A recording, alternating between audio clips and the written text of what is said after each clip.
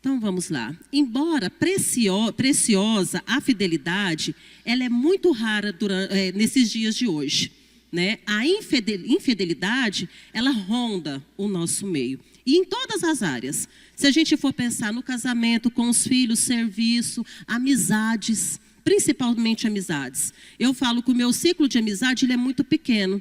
Por causa de quê? Por causa da infidelidade. Eu aprendi isso muito. O pastor Natanael, assim que a gente veio para a igreja, ele falou assim para nós. Estava eu e o Lindomar um dia conversando com ele. Ele pegou e falou assim, irmã Beth, cuidado quem senta na sua cama. Cuidado com quem abre a sua geladeira. Cuidado com quem você abre a sua porta da sua casa. E isso, irmãos, eu fiquei pensando nisso aí, sabe? Eu falei assim, porque tudo a gente é amigo. Eu falo isso muito com a Ana Carolina, né? Amiga.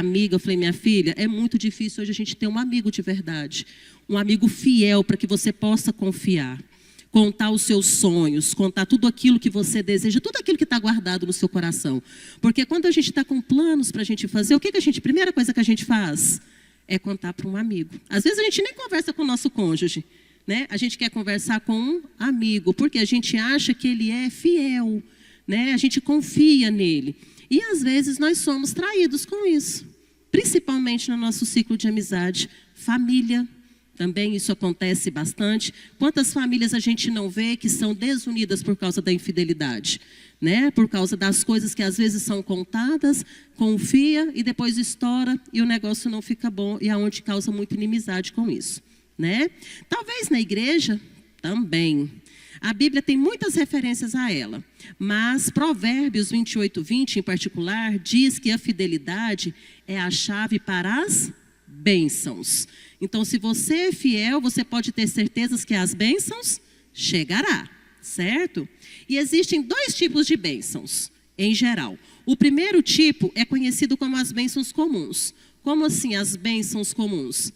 A chuva, o sol, o ar que respiramos. Você levanta de manhã, a primeira coisa que você faz não é respirar. Essa é a bênção maior que o Senhor te dá. E isso Ele dá para todo mundo. O sol está aí brilhando para todo mundo. A chuva que cai é para todo mundo também usufruir dela. Né? Então essas são chamadas de bênçãos comuns. E não é preciso ser um filho fiel de Deus para recebê-las. Quer dizer então que qualquer pessoa recebe essas bênçãos, certo? E o segundo tipo é conhecido como as bênçãos únicas, que inclui riquezas espirituais e materiais, mas estão disponíveis para os filhos de Deus. Como assim? Quer dizer então que quem não é filho de Deus também não recebe? Recebe, mas não como nós, que somos filhos, lavados e remidos no sangue de Jesus, recebemos. Né? Aí você me pergunta assim, Beth, mas quais são essas bênçãos espirituais? Olha, inclui o perdão dos pecados, a habitação do Espírito Santo, a paz que excede o entendimento e a esperança do quê? Da vida eterna. Eu acho que essa é a maior bênção que nós aguardamos receber. Né? E nós lutamos todos os dias para quê? Para que a gente venha receber essa bênção. Porque as materiais, né, a gente usa na nossa vida ministerial, aqui na igreja. Quem tem os dons? O Senhor distribui os dons. Né? E ele é para ser usado aonde? Na igreja e fora dela também. Né? Porque você está num lugar, por exemplo, acontece um acidente, você vê ali um acidente. Você vai orar por aquela pessoa. Né? Eu tive mesmo, alguns anos atrás, o meu padrasto que morreu quase, né, nos nossos braços dentro da nossa casa. Primeira coisa que a gente... Nossa casa não, ele morava no fundo. Né? Mas a gente foi os primeiros a chegar na hora que ele passou mal. E a primeira coisa que a gente faz é orar para quê? Para que Deus venha trazer ele de volta, né? Para que ele venha curar. Então isso são o quê? São bênçãos que o Senhor, bênçãos materiais que o Senhor nos dá. Os meninos do louvor, eles têm o dom de louvar o Senhor. Não são todos que têm, é presente que o Senhor dá, são bênçãos que derramam, né? Os nossos ministrantes, né? Os nossos pastores, todos aqueles que estão aqui na obra, são bênçãos que o Senhor entrega. Por quê? Porque são filhos, são aqueles que pegaram e deram a vida. Senhor, eu aceito o Senhor Jesus, né? Fez a escolha de servir a Ele, amém? No sermão de hoje veremos 6 áreas da vida onde as pessoas são mais infiéis. E o que a Bíblia nos diz sobre isso? Então, vamos lá. A fidelidade não é algo que se encontra à venda na esquina. né? Você compra a fidelidade? Você vai ali no supermercado, você vai numa farmácia e fala assim, o farmacêutico, você poderia me dar uma injeção de fidelidade? Só para me tomar aqui, porque eu não fui fiel com a minha esposa, porque eu não fui fiel com o meu amigo? Não, você não encontra, né? Você não vai achar a cura para o seu caritismo. Há somente um caminho para se chegar até a fidelidade. E esse caminho, o condutor dele se chama Espírito Santo. Ele é o único que pode te levar a esse caminho. É o único que pode te guiar. O seu irmão não vai te guiar. O seu pai não vai te guiar. Mas o Espírito Santo vai. Você vai para aquele caminho. Muitas vezes você vai falar, né? Você está andando, você acha que está naquele caminho certo. Tem uma curva ali na frente. Ele pega e fala o seu coração. Meu filho, não é por aí. Para, retrocede um pouco, volta e dobra aquela outra esquina. Então quer dizer o quê? Que nós somos guiados pelo Espírito Santo. A fidelidade, ela nos exige um preço. E esse preço, cada um de nós, é o quê? É renunciarmos, a renúncia. Como é difícil, às vezes, a gente renunciar, né? Às vezes, a gente tem um culto para vir, aí chega a gente em casa. Como que você faz? Você vem para o culto ou deixa seus amigos, vai ficar junto com seus amigos? A família reúne, vamos fazer um churrasco. Você vai para a igreja ou você vai ficar com os amigos, com a sua família nesse churrasco? Primeiro lugar, o quê? O que a gente né, teve uma palavra essa semana passada? Em primeiro lugar vem as coisas de Deus, o Senhor em primeiro lugar na nossa vida, né? E isso é o quê? É você matar a carne, é você renunciar. E às vezes a gente paga um alto preço por isso. A família fica com raiva, os amigos ficam com raiva, né? Agora tudo para ela é igreja. Ela não brinca mais com a gente, ela não festeja mais com a gente. Tudo na boca dela é ir para a igreja. Mas por quê? Porque nós priorizamos o Senhor Jesus na nossa vida. Nós devemos fidelidade a Ele. Porque o que nós vivemos hoje, a vida que nós temos hoje, é por quê? Porque Ele nos recebeu de braço aberto. Ele podia muito bem falar, não presta, não vale nada, né? A vida que vivia, isso aqui não presta. Mas não, Ele vai lá, nos recolhe, nos lava, nos tira todas as impurezas, renova, faz uma nova pessoa, né? E nos dá o quê? A chance de servir a Ele, né?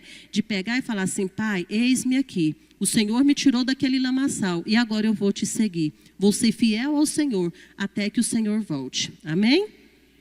Muitos dizem ser fiéis, mas na atitude. Muitos dizem ser fiéis, mas na atitude deixam a desejar. O que vale na fidelidade acima de tudo é a declaração, é o quê? É a ação, é você agir, é você aprender a falar não, é você pegar e falar assim, não para as coisas que vão tirar você do caminho do Senhor. E falar assim, Senhor, eu sou fiel, por isso eu vou pagar o preço, eu vou fazer aquilo que o Senhor me pediu para fazer. É difícil, a caminhada é dura, às vezes você tropeça, às vezes tem muitas pedras no caminho que você pega, machuca os pés de pisar naquele lugar, às vezes os joelhos calejam, né, de você estar ali orando para tal coisa. É o preço que a gente paga, né? Às vezes o coração dói da gente ver as coisas, mas são preços, são valores, né? E o que? Lá em Apocalipse 2:10 nos diz assim. Vamos ver o que nos diz Apocalipse 2:10. Não tenha medo do que você está prestes a sofrer. Eis que o diabo está prestes a lançar alguns de vocês na prisão para que sejam provados. E vocês passarão por perseguição durante 10 dias. Seja fiel até a morte e eu darei a você a coroa da vida. Aleluia, muito lindo, né? Esse versículo ali diz o quê? Que nós seremos o quê? Provados, para ser o quê? Aprovados, né? A gente não faz uma prova para um concurso, você não faz uma prova para entrar numa grande empresa, aquilo ali vai ser o quê? Você vai ser o quê? Provado, para que lá na frente você vai ser aprovado para estar entrando naquela empresa, estar trabalhando naquele lugar. E aqui é a mesma coisa, só que o quê? Aqui nós seremos o quê? Serão provados e vocês passarão por perseguições. Então vai haver dificuldade, né? Não vai ser fácil. Você ser perseguido é fácil? Não é fácil, então vai ter perseguições. Durante 10 dias, mas seja fiel até a morte. e eu a darei você a coroa da vida. Então quer dizer, morreu, mas o Senhor está lá te esperando com os braços abertos. Né? Onde nós viveremos a eternidade com Ele. E não tem preço maior do que isso, né? Agora vamos aqui. A fidelidade a Deus na sua palavra, né? São um dos pontos que nós vamos ver sobre fidelidade. Então, a primeira delas é fidelidade à sua palavra. Todos nós somos forçados a esperar em certos momentos. É fácil esperar, gente? É fácil você pegar e marcar o horário com um irmão, 5 horas. Deu 5h30 nada, 5h40 nada, e você já fica inquieto, cadê? Não é fácil, eu odeio esperar. Eu odeio, gente, quer me matar na unha, fazer eu esperar, né? Então, é muito complicado. Então, esperar momentos da vida é esperar um momento em que nossa fidelidade é posta à prova. Se formos fiéis, esperaremos no Senhor para sustento, nem nada, nem ninguém. Vamos lá em Salmos 62:5.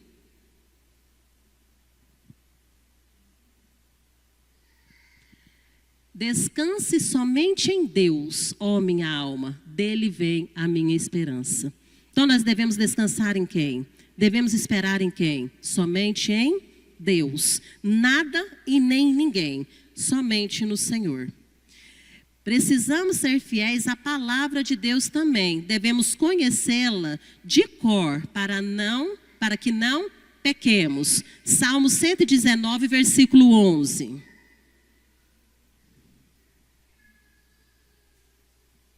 Guardei no coração a tua palavra para não pecar contra ti. É somente pegar esse livro e ler?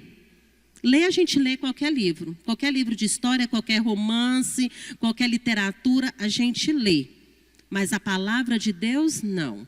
A palavra de Deus, ela tem que ser lida e guardada na tábua do nosso coração. Para quê? Para que a gente não venha pecar contra o Senhor. Porque se você estudar a palavra, se você ler ela, pode passar o tempo que passar, você vai sempre lembrar o que está escrito ali. Quando você for ler a palavra, pede ao Senhor, Senhor, me traz a revelação dela, me fala no meu coração o que está escrito. Eu quero aprender, eu quero saber. Para quê? Para que lá na frente, né, ou até mesmo amanhã, eu não venha pecar contra o Senhor. Porque o diabo, ele está ao nosso derredor, rugindo como um leão, para nos tragar. E se nós não temos a palavra no nosso coração, como que a gente vai se defender de certas coisas? Amém? Então, nós temos que ter a palavra no nosso coração para nós não pecarmos contra ao Senhor. Deus certamente abençoará quando permanecermos em sua palavra. Acima de tudo, teremos sua paz perfeita, mesmo vivendo em um mundo de calamidades. Cada dia que passa, está difícil de vivermos. Eu falo assim que no dia da Santa Ceia, o que eu peço para o Senhor, Senhor, volta logo, porque cada dia está mais difícil de viver. Eu converso assim com a Ana Carolina, que hoje a Ana Lia está aí com 1 aninho. Como que vai ser daqui 5 anos? Como que vai ser 10 anos? Quando essa menina estiver na juventude dela, com seus 14, 15 anos, como é que vai ser? Né? E um dia eu falei isso com uma amiga minha, ela falou, Beth, você é muito egoísta. A gente não pede para que Jesus volte logo. Eu falo, eu peço. Então eu sou uma pessoa egoísta, porque eu não quero ver os meus sofrer. Porque se hoje a gente já passa o que passa, lá na frente como é que vai ser? A gente sabe que daqui para frente, né, vai só piorar. Nós temos mesmo que nos agarrar ao Senhor Jesus, firmar para que possamos passar, para que possamos vencer juntamente com Ele ao nosso lado, para a gente poder vencer. Amém? E vamos falar agora sobre a fidelidade à igreja local. A igreja local é a família espiritual de cada cristão. Por isso que nós nos chamamos de irmãos. Né? Se nós somos uma família, nós somos irmãos. Não seja como os cristãos pica-pau. Vão de igreja para outra por causa de disputa com a liderança ou com outros crentes. Né? Às vezes a pessoa vai numa igreja, não prestou, o louvor não presta. Né? O pastor, meu Deus, como fala heresia. Né? Quer chegar e já ser o bambambam da história. E já passa para outra igreja. Então nós não devemos ser assim. Nós devemos nos instalar numa igreja para que sermos parte do corpo dela. né? Porque o Senhor está nela.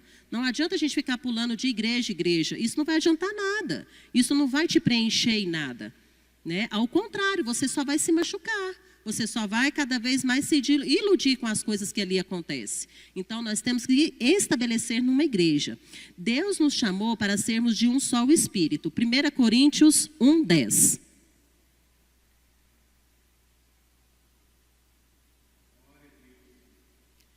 Irmãos, em nome do nosso Senhor Jesus Cristo, suplico a todos que concordem uns com os outros no que falam e que não haja divisões entre vocês. Antes, que todos estejam unidos em um só pensamento e em um só parecer. A união, gente, é a união. Você está ali sempre de acordo, né, com aquilo que a sua liderança te propõe.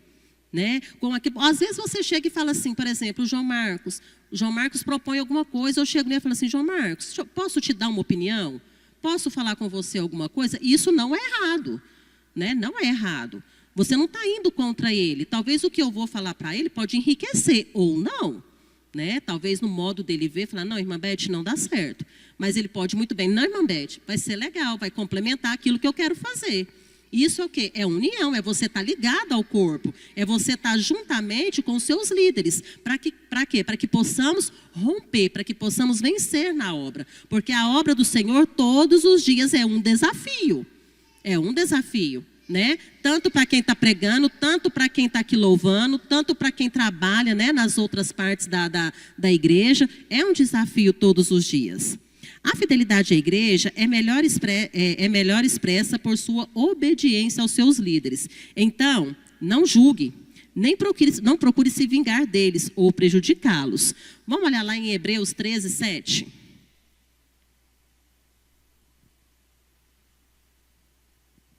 Assim como diz o Espírito Santo, hoje, se vocês ouvirem a sua voz. Deixa eu ver aqui. É 13, João. 13:7. Lembre-se dos seus líderes que transmitiram a palavra de Deus a vocês. Observem bem o resultado do estilo de vida deles e imitem a sua fé. Eu acho muito maravilhoso esse versículo. Desde quando eu me converti, eu sempre tive, né, na primeira igreja que a gente estava, era pastora. E eu me espelhava muito nela. Eu acho assim que eu mudei até meu jeito de vestir por causa dela. Eu gostava de me vestir igual ela, né? A gente estava no Tocantins quando a gente foi embora, lá também tinha a pastora. E a gente via que muitas pessoas se espelhavam nela também. Até o jeito de falar, ela é gaúcha, né? É gaúcha, né? Do Rio Grande do Sul. Então as pessoas, as mulheres, né? Se espelhavam nela, o modo de vestir, o modo de falar. Mas não só nisso, na vida espiritual. Né, ver o preço que aquele pastor paga pelas vidas da igreja, né? Como o pastor ora, nosso pastor ora muito tempo de oração. Eu vou ser igual a ele, porque eu sei que tem resultado, eu sei que o Senhor vai me escutar igual escuta ele, né? Então nós devemos nos espelhar. Então, para quem sobe aqui em cima, para quem está aqui diante desse púlpito, saiba que é espelho para quem está aí embaixo. Né? Alguma coisa vai chamar a atenção, alguma coisa a pessoa vai identificar com aquilo, né? E isso é uma bênção. Sempre os apoie no ministério, enquanto eles trabalham para o reino de Deus com lágrimas e suor. Lá em 1 Tessalonicenses 5, 12 e 13. Irmãos, pedimos que vocês tenham consideração para com os que se esforçam no trabalho entre vocês, que os lideram no Senhor e os que admoestam. Tenham-nos na mais alta estima, com amor, por causa do trabalho deles. Vivam em paz uns com os outros. Né? A gente acha que pastor não sofre? A gente acha que pastor não chora? Né? Que pastor não tem os problemas dele? Tem. Às vezes até mais do que nós que estamos aí, porque é uma carga muito grande, né? Eu sempre falava, Senhor, eu não quero ser esposa de pastor, é muito complicado. Né? A gente vê pastor sofrer muito, né? A gente era assim, graças a Deus a gente sempre teve assim uma intimidade, uma amizade muito grande pelas igrejas que a gente já passou. Então a gente via choro, a gente via dor. né? A gente via assim, às vezes que a pessoa falava assim, o que eu vou fazer? Né? Ir ali, colocar o joelho no chão e clamar e o Senhor atender. Não é fácil, né? Fora que ali ele é espelho, então ele tem que se mostrar o quê? Né? Em pé, né? Assim, com a melhor perfeita performance, né? Por mais que esteja passando por certo tipo de coisa, ele tem que estar ali firme, né? E isso, ele e a família toda. Eu vejo isso, né? Que a família toda também está ali junto. Fidelidade a quem? A sua família. Né? Agora vem a família. Os maridos são ordenados a amar suas esposas como Cristo amou a igreja e deu a vida por ela. E as esposas são instruídas a se submeterem aos seus maridos. Tem isso que choca bastante às vezes, né? Eu mesmo já tive muita assim, conversa com certas mulheres com isso. Ah, mas agora o marido vai me mandar? Agora eu vou virar o quê? Capacho dele? Tudo que ele mandar eu vou ter que fazer? E você trazer isso aí para a pessoa, para a palavra, e explicar, né, que não é isso, que você deve o quê? Que você deve ser submissa. Submissa não é escrava, né? Como a palavra nos ensina. Vamos lá em Efésios 5, 22 ao 25. Esposas, cada uma de vocês deve se sujeitar ao seu marido como ao Senhor. Pois o marido é o cabeça da esposa.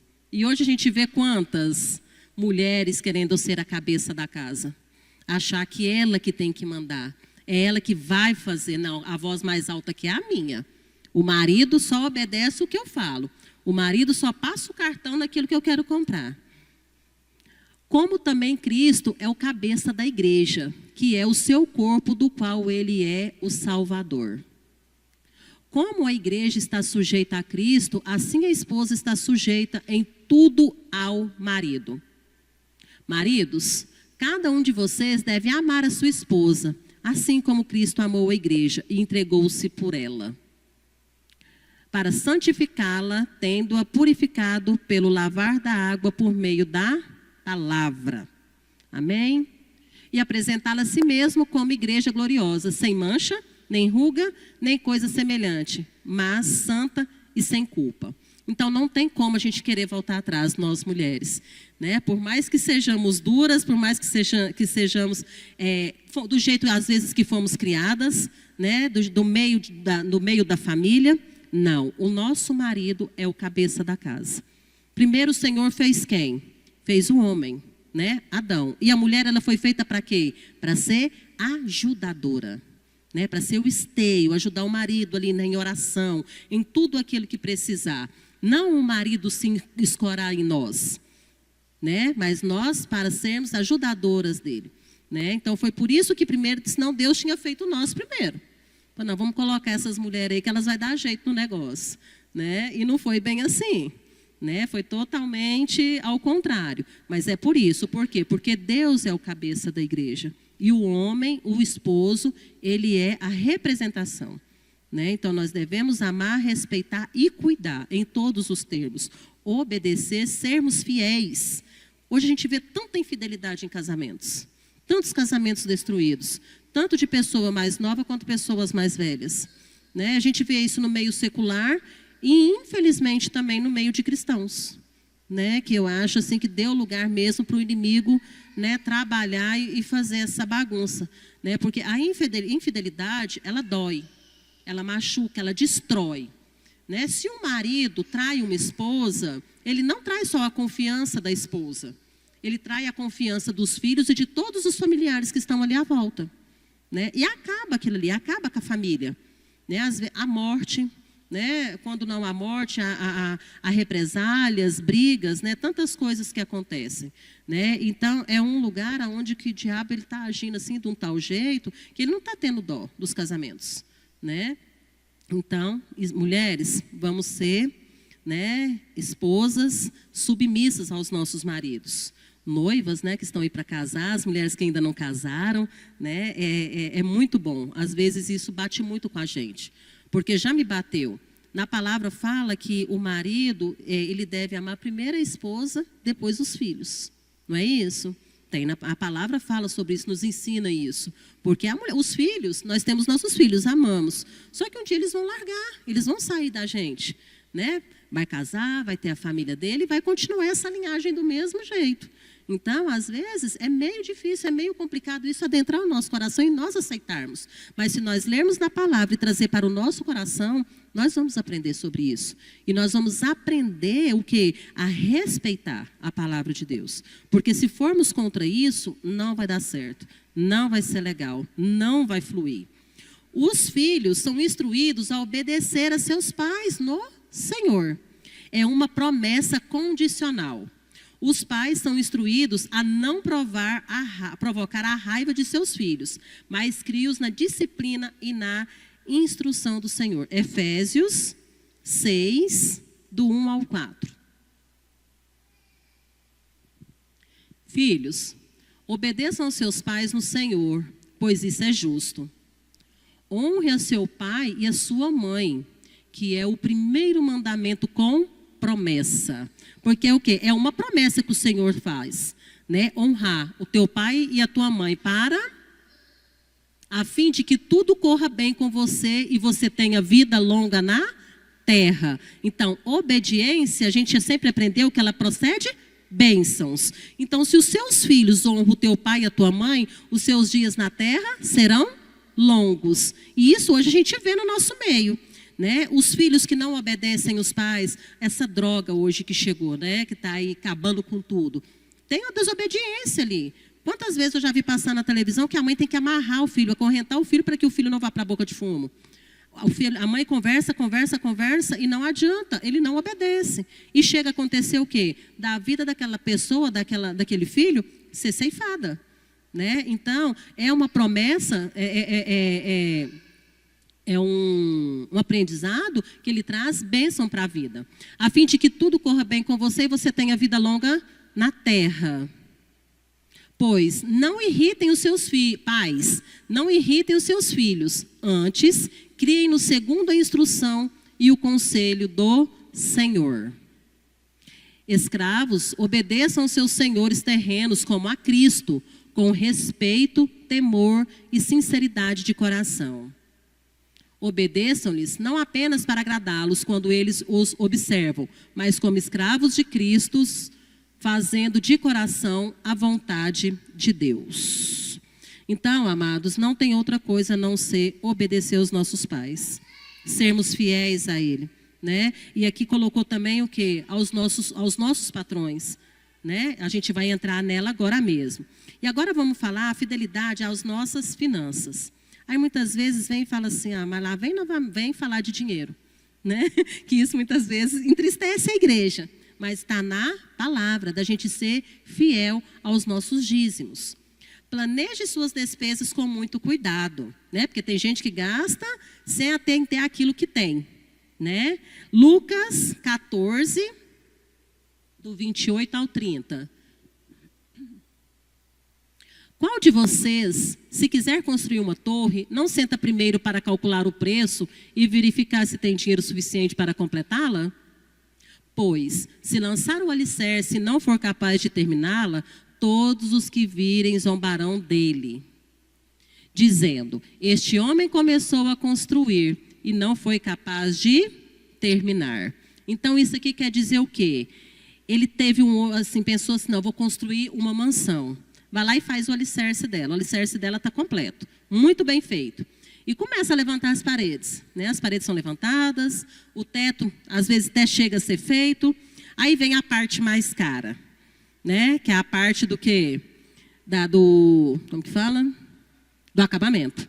Que eu acho que fica mais caro, né, do que o próprio prédio levantado. Porque, principalmente para as mulheres, a Aline está aí com a casa dela nova, eu sei que o sonho dela foi, né, a casa dela é linda, maravilhosa, né, em todos os aspectos, e eu sei que foi um sonho sonhado, mas na vontade do Senhor, porque foi promessa de Deus para a vida dela, né? Só que nós temos o quê? Ter as finanças postadas nisso. Não adianta eu querer fazer uma mansão se eu tenho dinheiro para um barracão. Aquela construção, ela vai ficar pela metade, porque o dinheiro não vai cair do céu, né? Então, nós temos que verificar primeiro as nossas possibilidades, né? Constantemente, dê atenção à sua saúde financeira. pague não, perdão.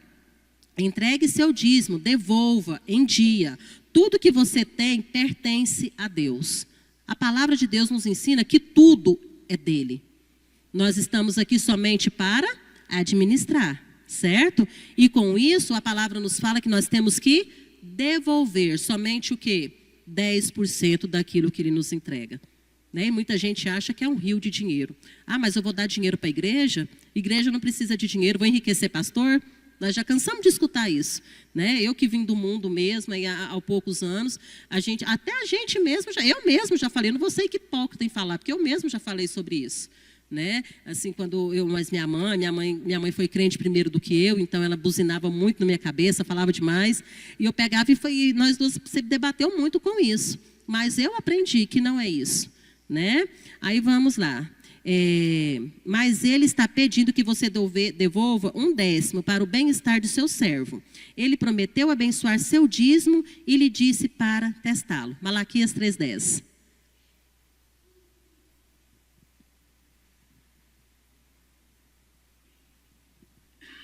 Tragam o dízimo todo ao depósito do templo, para que haja mantimento na minha casa. Ponham-me à prova nisto, diz o Senhor dos Exércitos, e vejam se eu não vou abrir as comportas dos céus e derramar sobre vocês tantas bênçãos que nem terão onde guardá-las. Né? Às vezes a gente vê assim, um cristão, ele ser tão abençoado, ele conquistar tantas coisas, mas você fala assim, deve estar fazendo alguma coisa errada. Não pode. Como que uma pessoa, né, que não ganha tanto assim, pode ter tantas coisas? É nisso aqui. Por causa da fidelidade dele. Ele é fiel. E a palavra de Deus diz o quê? Que a bênção dele seria tão grande que nem teria onde guardá-las. Quem recebe essa palavra em nome de Jesus? Né? Então, é onde nós devemos guardar, onde nós devemos entregar os nossos dízimos, ser fiéis. Porque se nós formos fiéis ao Senhor, nós podemos colocar Ele à prova. A palavra de Deus nos diz. Né? Cadê aqui? Dê regularmente além do dízimo. Não porque Deus quer o seu dinheiro. Deus não precisa do nosso dinheiro, mas a obra dele precisa. Né? Aqui sempre é falado. Esse templo maravilhoso ao qual nós congregamos. Muito bonito, né? Quem está aqui há mais tempo sabe o que era, como era isso aqui. Quando a gente chegou aqui, era no piso grosso. A Aline que está aqui ainda primeiro do que eu. Eu cheguei aqui, era tapumes nas janelas, e hoje está essa beleza. Por causa de quê? Por causa do dízimo e das ofertas dos irmãos, né? E com um bom administrador ao qual o pastor era, né? Sempre soube trabalhar direitinho para quê? Para que tudo desse certo, para que tudo fosse construído, né? E temos aqui o lote de baixo, temos mais 2 lotes, são 3 lotes, né, no total. Então, isso tudo, né, é o quê? É o dízimo e as ofertas dos irmãos. Não é para enriquecer pastor. Quantas vezes a gente vê pastor aí que nem carro para andar tem? Né? A gente conhecia um mesmo aqui no balneário que não tinha, ele tinha uma bicicletinha para andar. Ele ia para um monte, ele ia para um lado, ele ia para o outro, tudo em cima de uma bicicleta. Né? Ele não tinha, ele não gostava, né, amor, de carro, não era? Ele não gostava de carro. Pastor Henrique, isso. E era para cima e para baixo. Ele ia para aquele monte ali quase todo dia. Ele saía do balneário e ia visitar os irmãos em cima de uma bicicleta.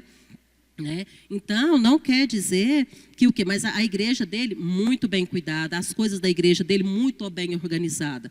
Né? Então, quer dizer o quê? Que ele administrava bem aquilo que a igreja, né, tinha. Que a igreja, que os irmãos devolviam aquilo. Não porque Deus quer o seu dinheiro. Dar é uma forma de adoração. Você estando dizimando e você trazendo as suas ofertas à casa do Senhor, é um modo de adorar ao Senhor Jesus. Adorar significa entregar todo o seu ser. E entregar suas finanças é um bom lugar para começar. Né? A equipe de louvor, quando está aqui louvando ao Senhor, eles dão tudo de si. Né? Não só aqui, mas o tempo de consagração, o tempo de oração, o tempo de busca, né? O tempo de estar ali reunidos em discipulados, isso tudo eles estão dando o ser deles, e isso é adoração. Amém? Fidelidade à nação. A Bíblia ordena que nos submetemos ao governo, porque é a vontade estabelecida de Deus. Né? Acho que isso aqui pega muita gente, né? Mas como assim, né? Temos um governo aí que está judiando, não tá fácil. Mas nós temos o quê? A Bíblia nos diz que nós temos que orar por eles, né? A Bíblia proíbe rebelar-se contra as autoridades governamentais. A rebelião contra o governo é rebelião contra Deus. Está lá em Romanos 13, 2. Portanto, aquele que se rebela contra a autoridade opõe-se ao que Deus instituiu, e aqueles que assim procedem trazem condenação sobre si mesmos. Então, é forte, né? Você pensar assim, como que eu vou orar para o nosso governo, né? Que só está fazendo bobeira, que só está afundando o nosso país. Mas a palavra de Deus nos diz que nós não podemos nos rebeliar contra eles, né? Tem o outro lá, como que ele chama, que está governando o país? Como que ele chama? Alexandre, né? Alexandre de Moraes. Aquele homem, ele é excomungado até a terceira, quarta geração, né? Junto com o nosso presidente, né? E os demais governantes, e tudo que está acontecendo, os cortes que estão acontecendo, que está prejudicando a população que tanto precisa, né? Mas não, a palavra nos diz que nós devemos orar, que se nós rebeliarmos contra ele, nós estamos trazendo o quê? Condenação sobre nós mesmos. Então, nós temos que deixar o nosso orgulho, a nossa raiva, engolir, tomar um copo d'água, colocar para dentro, levantar nossa mão e orar por eles, né? Falar, Senhor Jesus, toca no coração, porque está difícil, não é verdade? E também, não seja como os pagãos, que criticam a autoridade governamental. Deus está no controle de tudo, apesar de tudo que está acontecendo. Nós temos a certeza que o Senhor está no controle. Amém? Porque se Deus não tivesse no controle, estava pior, né? A Bíblia também nos exorta a orar por aqueles que governam a nossa nação. Então, vamos lá ver na Bíblia, onde está escrito que a gente tem que orar? Pelos que governam a nossa nação. Está lá em 1 Timóteo 2, do 1 ao 4. Isso. Antes de tudo, peço que se lhe façam súplicas, orações, intercessões e ações de graças por todos os homens, pelos reis e por todos os que exercem autoridade, para que tenhamos uma vida tranquila e pacífica, com toda a piedade e dignidade. Isso é bom e agradável diante de Deus, o nosso Salvador, que deseja que todos os homens sejam salvos e cheguem ao conhecimento da verdade. Pois há um só Deus e um só mediador entre Deus e os homens, o homem, Cristo Jesus. Então, nós devemos apresentar o Senhor Jesus a cada um deles. Nós devemos orar por cada uma dessas vidas. Nós temos que falar do amor do Senhor, né? Igual muita gente teve, né, se rebeliou, né, nessa última eleição, né? Muitos crentes fizeram isso, né? Mas que o Senhor Jesus venha ter piedade de cada um deles, né? Não é certo. Agora vamos para a fidelidade no nosso local de trabalho. Devemos obedecer nossos patrões no Senhor. Isso significa que devemos obedecê-los desde que seus desejos não contradigam a palavra de Deus. Desde quando eles estejam na palavra do Senhor, nós obedecemos, né? Está lá em Efésios 6:5. Vamos ver. Escravos, obedeçam seus senhores terrenos como a Cristo, com respeito, temor, sinceridade de coração. Então, nós devemos obedecê-los. E aqui diz assim, desde que seus desejos não contradizem a palavra de Deus. Por exemplo, se o seu patrão, a gente vê muito isso, se o seu patrão manda, por exemplo, você trabalha no RH, você mexe com as finanças daquela empresa, manda você fazer uma coisa errada, daquilo que a gente sabe que contradiz a palavra de Deus. Você vai falar o que para ele? Não, peraí, isso aí eu não posso fazer. Isso não convém com o que eu aprendo na palavra de Deus, está errado. Isso sim você pode chegar e conversar com o seu patrão e falar para ele, né? Não entrar naquela de fazer as coisas erradas, obedecer o que ele quer fazer, que você sabe que contravém ao Senhor, né? Mas chegar nele, conversar e explicar o porquê que você não vai fazer. Às vezes vai ter que ser mandado embora, ou às vezes pode até constrangê-lo, né? Às vezes o patrão pode pegar e falar assim, peraí, né? Ele é diferenciado, né? Então tudo pode acontecer, mas nós devemos obedecer. Não roube de seu empregador, nem o engane. Devemos trabalhar para nossos empregadores como se estivéssemos trabalhando para Deus. Então, temos que ser honestos, fiéis ao nosso trabalho, né? Os empregadores devem tratar seus funcionários com respeito. Deus julgará o empregador que oprime o quê? Os seus empregados. Então, não só é questão do empregado, o empregador também. Aquele empregador que sujiga, que maltrata o seu empregado, ele também será avaliado. Ele também vai o quê? O Senhor julgará cada um deles. Que não é só quem está trabalhando, mas aquele também que manda, aquele que é dono da empresa. Né? Se ele fazer alguma coisa de errado com esse empregador, ele vai ser julgado, certo? Então, amados, é isso, né? Nós aprendemos na nossa fidelidade no nosso local de trabalho, nas nossas finanças, fidelidade à nossa nação, à palavra de Deus, à igreja local e à nossa família. Então, esses são os pontos, né, que a nossa fidelidade tem que estar em primeiro lugar. Eu digo assim, igual o João Marcos, né, nos passou, a fidelidade, a palavra de Deus, ela é a crucial. Porque se nós somos fiéis à palavra de Deus, lemos, aprendemos, nela está todas as outras coisas, todas as outras fidelidades onde nós devemos ser fiéis. Né? Então, se você tem a sua Bíblia em casa, né, ora, leia, estude, aprenda nela. Porque ela é o nosso manual. É através através da palavra, que nós vamos seguir em frente. Nós vamos aprender a ser fiéis em todas as áreas. Não tem como você ler a palavra, você ler a Bíblia, você aprender sobre ela, você está aqui na igreja escutando a palavra, tendo discipulado, tendo a sua leitura em casa, e você não aprender e fazer aquilo que ela pede. Né? Porque a palavra de Deus nos diz que Ele quer nós por inteiro. Não é só um braço, não é só uma perna, não é só um hoje. Mas só quarta e domingo eu tenho que estar na igreja. Gente, tinha que estar, era todo dia. Né? Quem dera nós pudéssemos estar na igreja todo dia aprendendo de Deus. Né? Porque às vezes a gente está em casa fazendo o quê? Com o celular na mão, televisão. Às vezes nem damos lugar à palavra, às vezes nem pegamos na Bíblia para ler. Né? Mas na igreja, a gente está aqui com os ouvidos abertos e aprendendo. Né? Mas que nós venhamos dar a nossa atenção, né, para a palavra do Senhor. Vamos ler, vamos aprender. Para quê? Para que nós possamos receber a bênção principal, que é a vida eterna. Aonde nós nos encontraremos com o Senhor Jesus. Né? Essa é a bênção principal que cada um de nós, eu creio, que nós vamos receber, que nós nos veremos lá na glória. Né? Tem hora que eu até brinco, eu falo assim, chega lá e falo assim, irmão, que bênção ter você aqui, né? Porque é muita alegria. Hoje eu fico muito triste quando eu vejo um crente falar que ele não sabe se ele tem a salvação, que se Jesus voltar hoje, ele não sabe se ele vai para o céu. A gente tem que ter essa convicção, nós temos que ter essa convicção. Né? Eu falo muito para os meus filhos, eu falo, uma coisa que eu nunca vou, o Senhor... Ele não vai me cobrar é de ter ensinado a palavra para vocês. Desde quando a gente aceitou Jesus, a gente vem batendo nessa tecla. Né? Eles aceitaram Jesus, está aí cada um com o seu ministério. Né? A gente fala aquilo que a palavra nos diz. Tem o Lucas Gabriel agora, que é o mais novo, que para honra e glória nasceu, né, em berço cristão. Os outros não foi. A Ana Lias também, que está aí junto com a gente.